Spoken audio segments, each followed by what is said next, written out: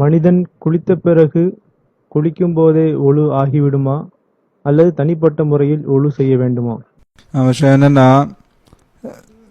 சுன்னத்தின் அடிப்படையில் அவங்க குளிக்கும்போது அதை பற்றி ஆயிஷா ரலியல்லாஹு அன்ஹா அவர்களுடைய ஒரு ரிவாயத் இவ்வாறு வருகிறது. கான லா யதவஸ்ஸஉ பாதல் குஸ்ல், அதாவது ரசூலுல்லாஹி ஸல்லல்லாஹு அலைஹி வஸல்லம் அவர்கள் குளித்ததற்கு பிறகு ஒலு செய்வதில்லை. சுன்னத்தின் அடிப்படையில் தொழுவது என்ற வார்த்தையை நான் பயன்படுத்தினேன்.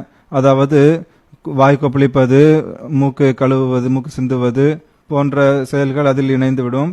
எனவே ரசூலுல்லாஹி ஸல்லல்லாஹு அலைஹி வஸல்லம் அவர்கள் வாய் கொப்பளிச்சாங்க, மூக்கு சுத்தம் பண்ணாங்க.